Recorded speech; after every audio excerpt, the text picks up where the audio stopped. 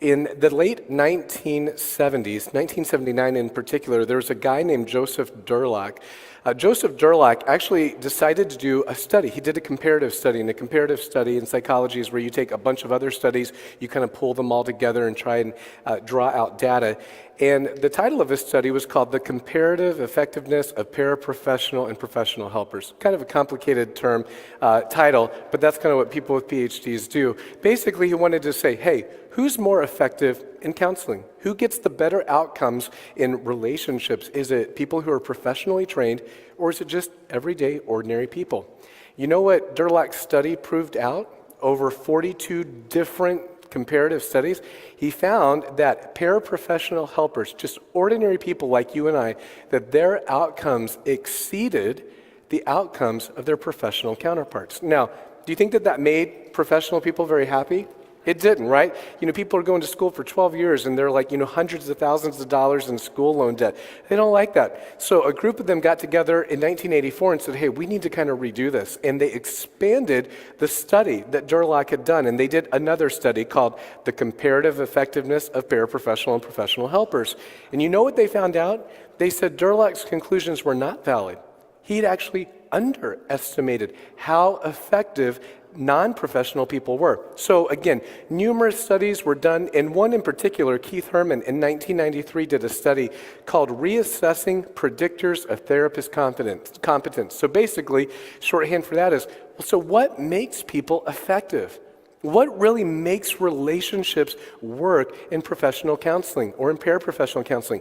And he listed 6 qualities, and I want you to write them down, because as soon as you write them down, you're going to realize it does not take a PhD in psychology to embody and to leave these out. Here are the 6 qualities. Keith Herman, probably hundreds of thousands of dollars were spent on these studies, and here's what he says. 6 qualities: maturity, love, genuine concern, empathy, humility, and vulnerability, right?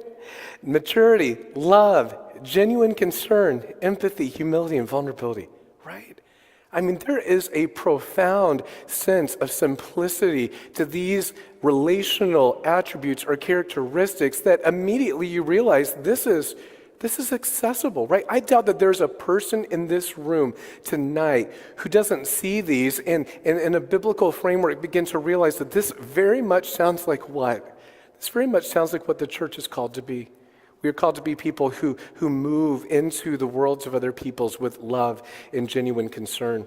In fact, one well-known psychologist, Leon Seltzer, he writes this in Psychology Today. He says, research has repeatedly shown that the single most curative factor in therapy is not the technique employed, it is not the therapeutic approach, but it is the relationship between the client and the therapist. Right? Again, this is a guy who's in the upper echelons of his field. He's saying, listen, it's not about our training. It's not about if we're family systems therapy or cognitive behavioral therapy or EMDR or whatever. He says, you know what really matters? You know what really helps people to change?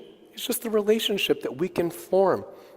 Now, one of the dynamics, though, that can happen oftentimes in churches is that we, I would say, in many ways have overused the word relationship, right? Everything is about relationships. Relationships in my world it's kind of like gospel, right? You've got gospel-centered books, you've got gospel-centered marriage, gospel-centered parenting, gospel-centered like in-laws, it's like gospel-centered everything. And relationships is kind of like that too. We talk a lot about relationships. But my friend Andy Farmer has a really helpful and salient point. It's directed at pastors, but I really think it's directed at everyone here tonight. You're all people of influence. Farmer says, pastors presume, that's the first fill-in, pastors presume that they have a relationship with someone based on the fact that that person is in their church. But church attendance doesn't usually create a relationship. It just helps people understand your role.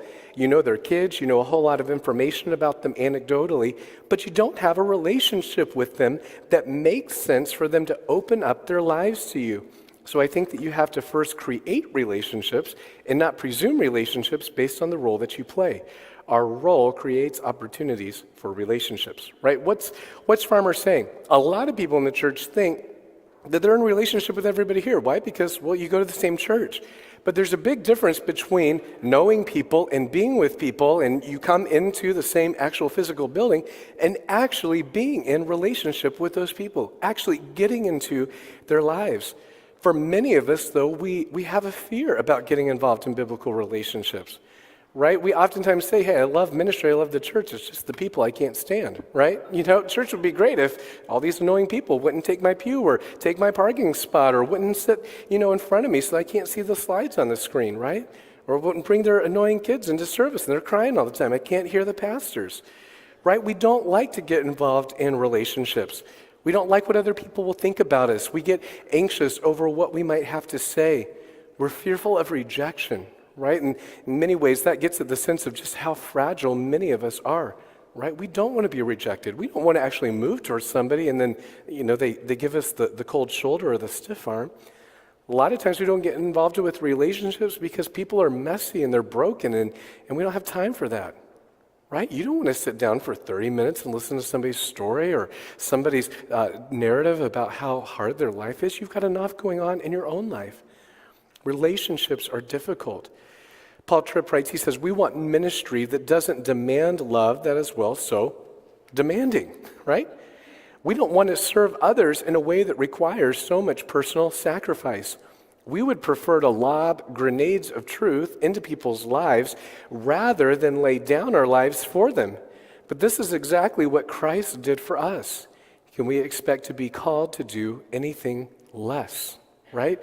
So you've got somebody who's anxious and you lob the grenade of Philippians 4:6 at them, or you've got somebody who's suffering and you lob Genesis 50:20 or Romans 8:28 them, right? God's sovereign, He loves you, or He's got a fabulous plan for your life, right? We're people who like that because we like things neat and tidy and not mysterious.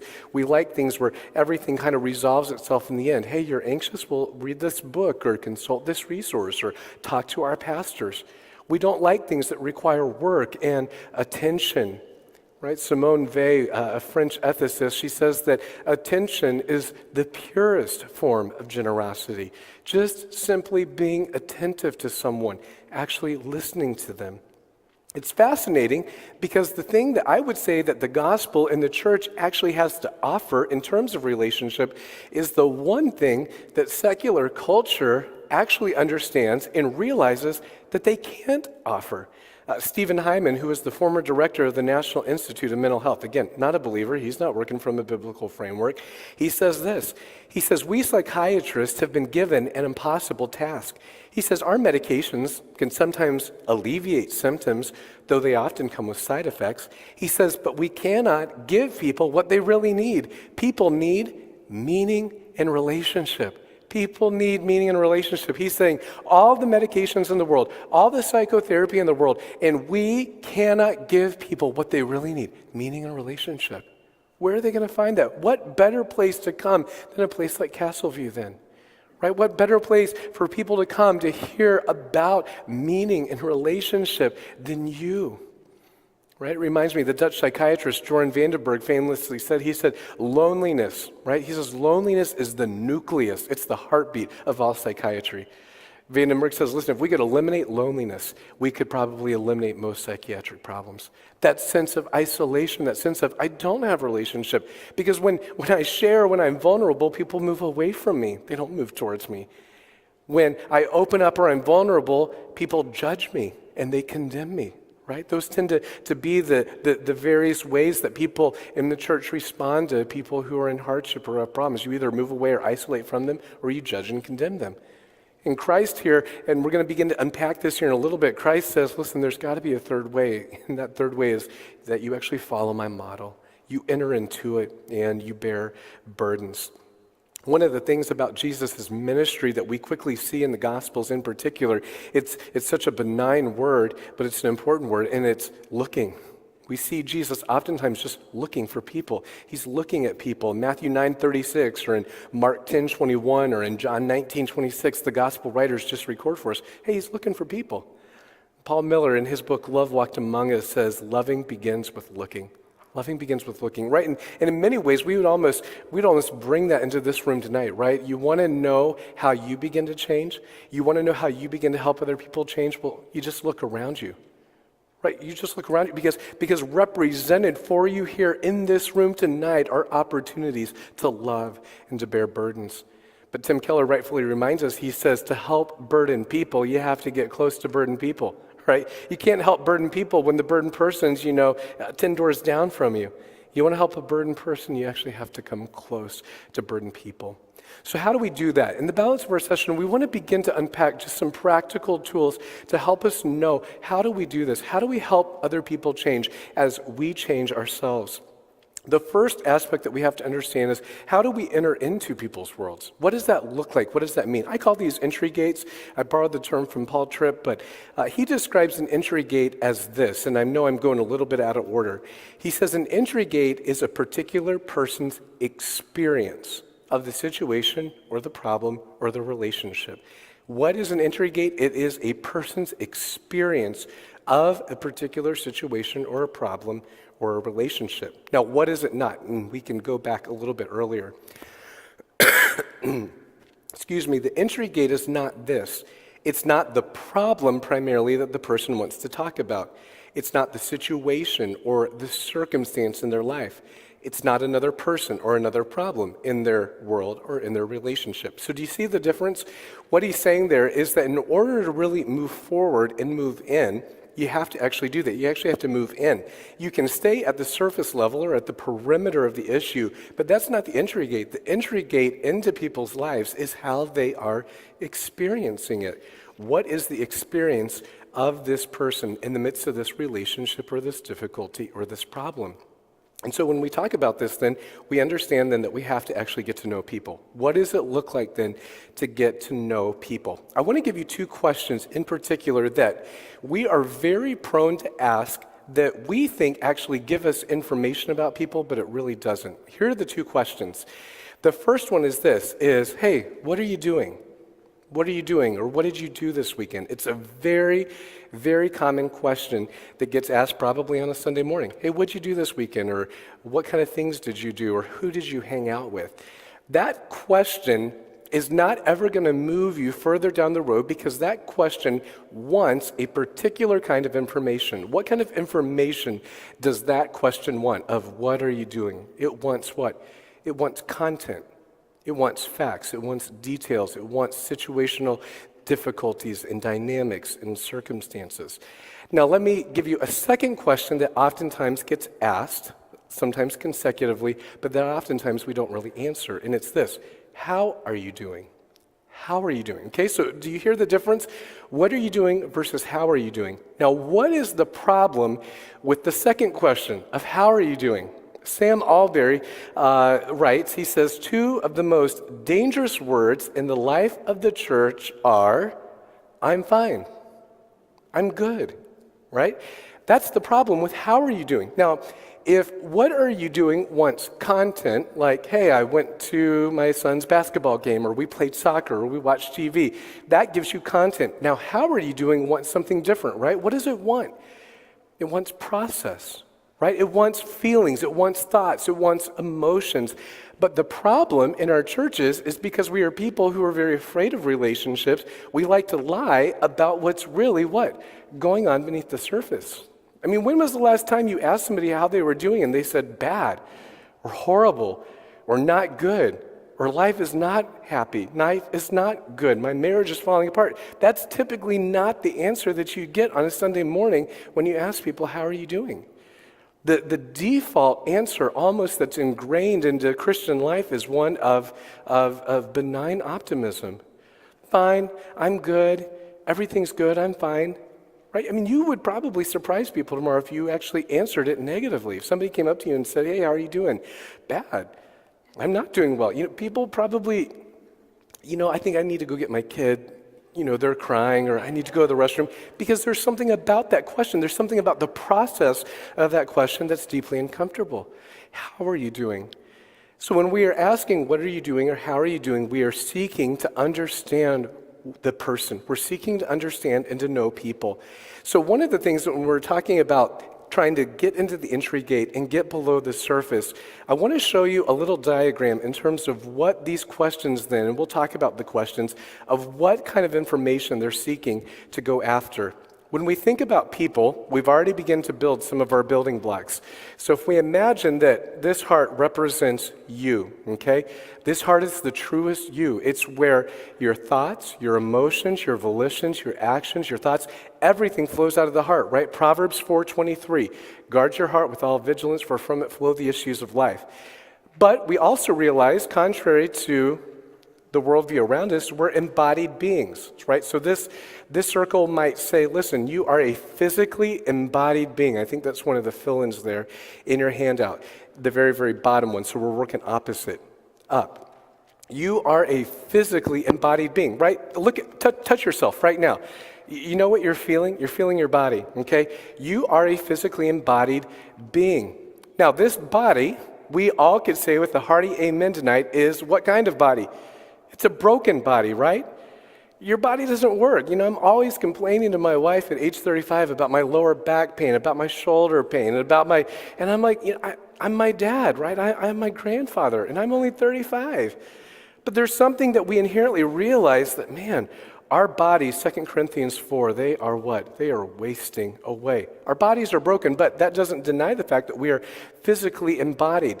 Now, the Christian gaze gives us another layer, another circle, and we might say this: not only are you an active worshiper, not only are you physically embodied, but you're also socially embedded. You live in a world. Did you know that? You live in a world. You live here in Indianapolis, Indiana, in the United States of America, on planet Earth. Well, we know something about that, right? We know that in a Romans 8 world, that we live in a world where everything goes well, things always work together, and things are constantly conspiring for your happiness and well. No. You live in a world that's broken, that is corrupted, that is in bondage to slavery, and that is yearning and crying out for redemption. That's the world that you live in, right? Let's zoom out. There's another circle that we could put out. Ephesians chapter 6 says not only are you physically embodied, not only are you socially embedded, but you're also spiritually embattled. You're spiritually embattled. Ephesians 6 says, hey, newsflash, do you know that you don't just fight a battle of flesh and blood? But that there are evil forces that are arrayed against you, right? That primarily work through what? Through relationships. That's why Ephesians 6, not surprisingly, comes after Ephesians 4 and 5, where Paul gets done talking about relationships, right? You live in a world where these forces of evil are what? Are working against you. Now, that might be a little bit of a discouraging picture if we don't also understand this outer circle. That we might just say is that ultimately, though, you live in God's world. God is, as the reformers would say, God is man's environment. You live before the gaze of a holy and sovereign God. So when we talk about knowing people, we begin to immediately access and realize that this is not a superficial or paper-thin knowledge, right? We want to know more than just what your favorite food is. Right? We want to know more than just where do you work and what makes you happy. We realize that a holistic understanding of people understands them primarily as what? That we're active worshipers who live and breathe in a physical body, who are socially embedded, who are spiritually embattled, but who ultimately live in God's world. Because we begin to realize that Scripture then fundamentally begins to speak to all of these different layers. Right? In 1 Corinthians 6, we're told, listen, you were bought with a price, therefore glorify God with your what? With your body. Is the Bible concerned about the body? Absolutely. Christian evangelical thought, unfortunately, has tilted to a heavy focus on this at the expense of the body. But the Bible, in an anti-Gnostic way, actually raises our attentiveness to the body. That actually impacts in the way that we love and move towards other people. If we know that affections and emotions and thoughts flow out of our heart, we also know that the body can do what? That the body can complicate that process. That through suffering, through sickness, through illness, that it can complicate the heart's ability to what? To respond graciously, to think clearly. Right? If you get 2 hours of sleep, do you think that you're going to be as patient as you can be with your kids the next morning? You're not, right? That's just a fundamental understanding of what? You're a physically embodied being who needs sleep. And that presses in and impacts the way that what's in here flows out. Your job impacts you. Your world impacts you. This evil forces that Paul's describing in Ephesians 6, all under the gaze of what? A sovereign God. It's Acts 17:28, right, where Paul borrows lines from mythical poetry where he says, listen, we move and we live. We have our very being in him. We live in God's world. So when we talk then about knowing people, this is what I'm talking about. This is the level of knowledge that I think we need to begin to explore and to understand. So how do we do that? How do we begin to access some of these different levels of understanding, of really knowing people, knowing the world that they live in? Let me just give you 3 easy things that all of us can do tonight. Number 1 is listen well. Number 2 is ask good questions. And number 3 is interpret and wait for good answers. Listen well, ask good questions, and wait and interpret their answers. In Psalm 116, 1 through 2, the psalmist says, I love the Lord, for he heard my voice. He heard my cry for mercy. Because he turned his ear to me, I will call on him as long as I live. It's a beautiful verse. I like the NIV rendering a little bit better. The NIV, I think, renders it that he inclines his ear to listen, right? It's a lovely, lovely construction. This idea of God he's literally bending, inclining his ear so that he can hear us.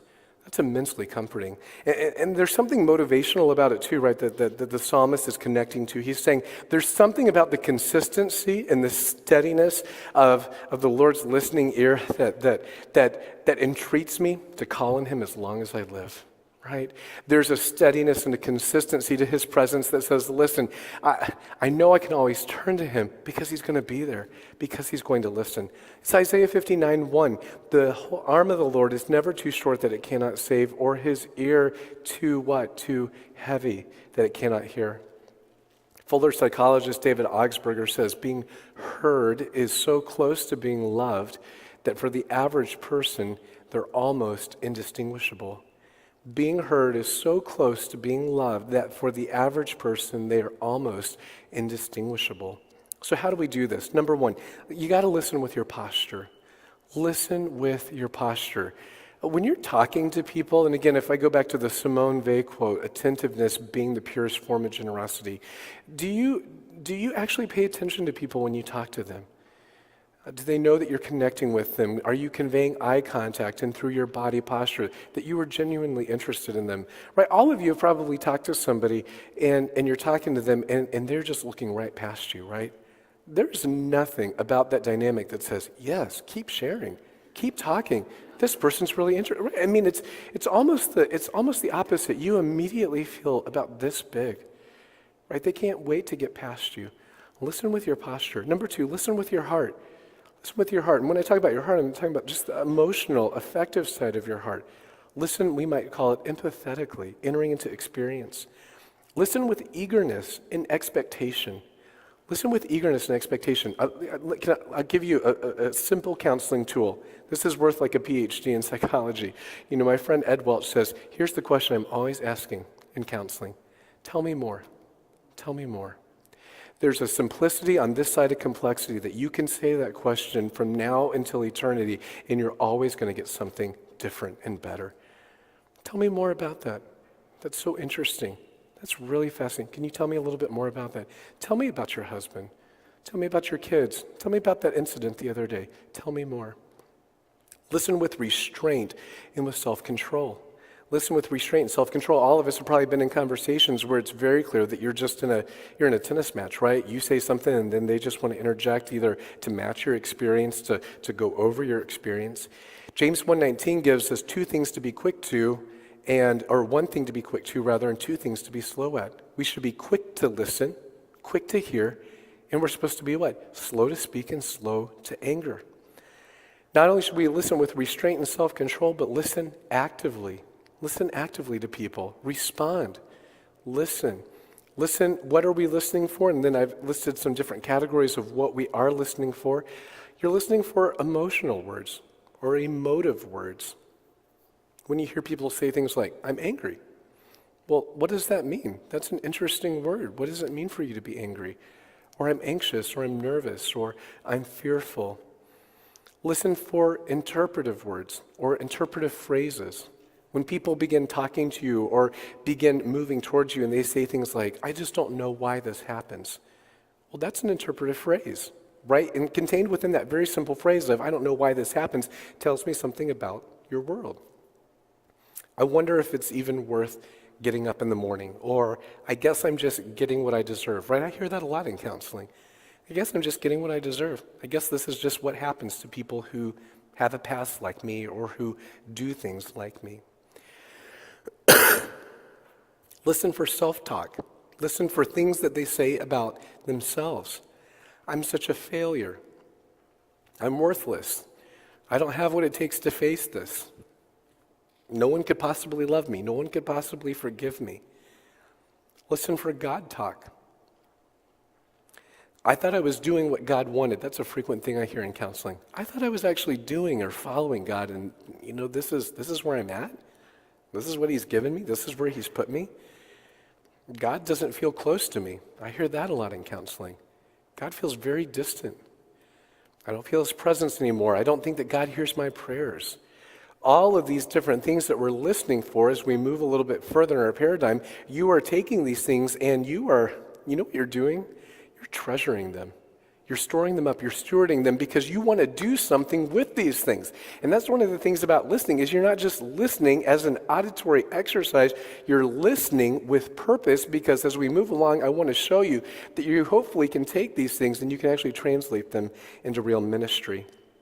Donna Tartt wrote a wonderful book, a Pulitzer Prize winner called The Goldfinch. Maybe many of you read that. But in The Goldfinch, she tells the story about a young boy named Theo. And Theo and his mother go through a pretty horrific terrorist attack in New York City. His mother dies in the middle of the bombing, and Theo is left really as an orphan. Theo has to go live with a family on the Upper East Side, family he doesn't know, a family that comes from wealth and privilege, a family that is completely different than the family that Theo grew up with. So as a part of his therapy or training, going to this new home and new school, he has to see a therapist every single day at school. And Donna Tartt describes this dynamic. Theo goes to school with all of these wealthy, affluent children. The therapist pulls him out of class and just drills him with a bunch of questions. And there's something about it that just is immediately off-putting to him. He doesn't like it. And Donna writes about what's going through his mind when the therapist talks to him. That's so insightful. And I'll tell you about why after I read the quote. Listen to what she says about these conversations with this other guy. The other guy that he's having conversations with is named Hobie. And Hobie is this guy that after he meets with the therapist and walks home, Hobie is this guy who just works at a furniture shop and who Hobie will just have him come in, just sit down, he gives him a drink, a cup of coffee, a Diet Coke, and they just have conversations. So Donna is contrasting the conversations between his therapist and just the friend. And listen to what she writes. She says, though our talk was casual and sporadic, there was never anything simple about it. Even a light, how are you, was a nuanced question without it seeming to be. In my invariable answer of fine, he could read easily enough without having to spell anything out. And though he seldom pried or questioned, I felt he had a better sense of me than the various adults whose job it was to get inside my head. Right? It's a wonderful little turn of phrase there that Tartt is trying to let us into the world, right? This boy, he goes and sees his therapist every day, just drilling him with questions. Why? Not because she loves him, not because she's really interested in him, but it's her job. She's the school guidance counselor. She's the school therapist. This is what she does. There's something different right immediately about Hobie, the furniture maker, and there's something very decidedly different about the way that Tartt describes him. He's an artisan. He's not from the wealthy or the affluent. He's making furniture for people who are wealthy and affluent. He's very, very ordinary. And day after day, hey, how are you? How was your day? Tell me more. What happened? And you'll begin to see if you've read the book. I don't want to spoil it, but Hobie becomes an incredibly important part of Theo's life. So what kind of questions then should we ask? If we want to listen well, how do we actually then follow up based off of the things that are being given to us? What do we do with that? How do we actually follow up with the content that we've been given? Here's the first thing. Ask good questions. Ask open-ended questions. Don't ask questions that are just going to be yes or no questions like, hey, did you have a good time this weekend? There's something very different about that question of, hey, tell me about what you did this weekend. Now, again, that does not take a large degree of skill to change the way that you ask a question, but asking a good question is going to immediately be able to give you the types of information that you need to be able to move in and to enter into people's worlds. Use a combination of survey or focus questions. Right? You can ask big picture questions, you can ask more focused or micro type questions. A lot of times when people come into counseling, I'll say, hey, just give me like the 5-minute bio. Just give me a big, broad overview. Who are you? Where'd you come from? Where are you born? Mom, dad, brothers, sisters. It's always interesting to hear what they include. It's always interesting to hear what they leave out. Some people, their life, you would think immediately starts in high school. They'll immediately just start there. Well, that's insightful. That tells me something. Some people start immediately at birth. I was born here. I was raised here. Loving home. My dad, my mom, Roman Catholic, older brother, younger sister. They start there. Just big picture, right? And then there's opportunity to move in. Hey, tell me a little bit about your childhood. That just sounded really interesting. Sounds like you had a great childhood. Tell me something about it. Tell me a favorite memory. Tell me something that makes you smile. Tell me something that actually wasn't good. Tell me a bad memory. Tell me about something that disappointed you. What was maybe your earliest memory that was hard for you?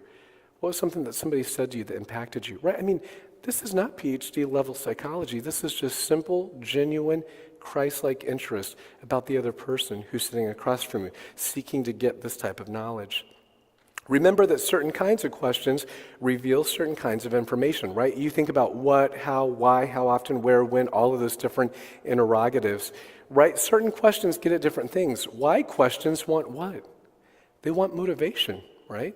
Hey, why do you get so anxious? That wants something different, right, than, hey, what makes you anxious, right? I can look at you and I can have a conversation about anxious and I can learn all about what makes you anxious without ever asking the question of, hey, why do you think you are anxious, right? That would be also another question that we could ask that would be this of, hey, when do you get anxious, right? How often do you get anxious, right? Do you really just changing the interrogative at the beginning of the sentence immediately gets you multiple streams of information, right? If I only know what makes you anxious, but I don't know why you get anxious or how often that happens, then in many ways I'm left in the dark. So I'm trying to ask a variety of questions. What, how, why, when, where, how often. Ask a progressive line of questions. That's the next fill-in. Ask a progressive line of questions in which each question follows up on previous information. Okay, you said you got angry the other day with your boss. Well, what did you do after that?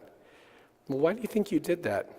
And you just follow up and you just continue. Sometimes we call it breadcrumbing. You just follow the breadcrumbs in the conversation. Miscellaneous type questions to ask. I'm always asking people to define their terms. I'm asking people to clarify what they mean. You know, when people tell me emotions, right, they say, hey, I get angry. Well, in my world, angry could be a husband who is physically abusing his wife, or it could just be a mom who, yells at her kids every once in a while. Well, that's a big spectrum, right, of I get angry, right? A lot of times I'll have a husband say, yeah, I lose it every once in a while. Well, what's every once in a while? Well, every day.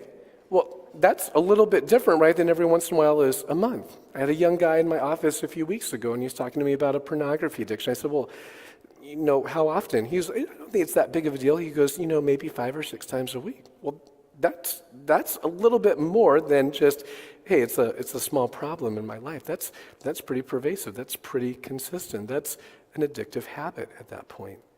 So ask people to define their terms. What do you mean by that? 2 things that I'll ask frequently are this. Am I making sense? Am I being clear right now what I'm asking, what I'm seeking? Or I'll summarize and I'll say, do you mind if I summarize what I just heard you say? So somebody will be speaking for 5 or 6 minutes and I'll just simply reframe and say, hey, do you mind if I just summarize what I think I just heard you say? Just give it back to you and see if that's what you were seeking to communicate. Ask people to clarify terms and provide concrete examples. Based off of that, then what are some additional answers then that you might be asking for? And some of this might seem like it's similar to what we covered earlier, but again, if we're asking questions, what kind of answers then are we hoping to get? Let me give you 4 answers or 4 types of answers that people are often giving that then you can do further interpretive work with. So from listening well to asking questions to now interpreting answers. You're looking for answers about God. That's the first fill-in. Answers about God. Do they have a distorted view of God? What's their functional theology of God? I would say, I don't know, I'm in a particular spot in counseling with people that the dominant metaphor that I get from people about God is just very distant from people. He's not really functional in their life. He's there, they believe in him, they go to church, they go through routines, but he's not active. He's definitely not interested, and he's not powerful. He's just there. I describe it as a plateau, a malaise, a fog, a quicksand. God's just there, but he's not really there. Well, that gives me room then to begin to move. The case study that we'll work through at the very end, in many ways, I'd say that's where the guy in our case study that we'll talk about tomorrow, in many ways, that's where he is. He says, hey, I just kind of feel directionless. I kind of feel purposeless. Answers about themselves. Answers about themselves. What kind of answers do they give you? Do they rationalize? Do they justify? Do they blame shift? Do they defend? Answers about the change process. And I mentioned this earlier. Many people don't know how to answer this. How do you change? Most people want to change other things. Lastly would just be nonverbal answers. Just answers that they might give you through their actions. I'll never forget one of my very first marriage counseling situations at Parkside. It was a husband and a wife. I share an office at our main campus, and so I normally just meet in a classroom with people. And I met with the husband and wife. The husband and wife came in, and I normally sit on one side of the table, and then I have 2 chairs for the husband and wife. The wife came in, she took the one chair, and she moved it around and sat it next to mine. So it was me and her husband, right? That immediately keyed me into something, right? That nonverbal motion right there, right? It told me something. Right? It wasn't that she wanted to be near me or give me a side hug. It was she had an agenda. She wanted me to co-opt her agenda of change for her husband and add my voice to her concerns. And immediately that was helpful to me. It was insightful. It gave me a direction to go. It did. So what do we do then? What do we do with all of the questions, all the information about these various levels? And we will end tonight with this. What are we trying to do? People then are giving you these answers, giving you this information. You are mentally, and this does require a degree of dexterity and acuity, you're trying to then put it into 4 categories: situations, responses, thoughts, and motives. Okay? Situations, responses, thoughts, and motives. People, almost predominantly, in your conversation are going to give you which 2 things? They're most likely going to give you what? Situations and responses. This is what happened, and this is how I reacted. What they rarely give you is what? Thoughts and motives. That's what you're trying to get after. I rarely have people come into counseling to say, hey, here's why I'm here. I consistently look at pornography, but I know that it's really not about pornography. It's because I have a driving and craving sense for community, and I don't like rejection. And so when trouble in my life comes to me, I get rejected a lot from other people. And so there's just always an easy escape for me. There's always somebody who's always there that I begin to love and to value and to lean on. And it's these artificial images. It's this technologically mediated community. Right? Nobody ever tells me that, right? Nobody comes in and says, hey, here's what's going on in my heart, and here's why, and let me unpack it for you. People don't do that. You know why? Jeremiah 17:9, because the heart is deceitful. It's desperately wicked. Who can understand it? Proverbs 20, verse 5. A man of understanding can draw out the what? The purposes of another man's heart.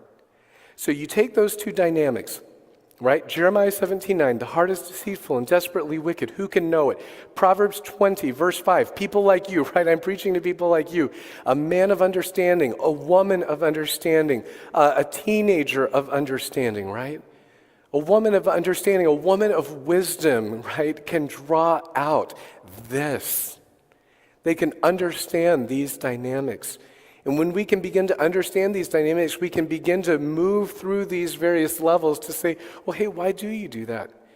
Why do you struggle with jealousy? Why do you think that what that person says to you is so hurtful time and time again? Why do you just always seem to get defensive when that person comes into the room? Why do you think that's so? What's going on below the surface? That's what you're trying to do, essentially.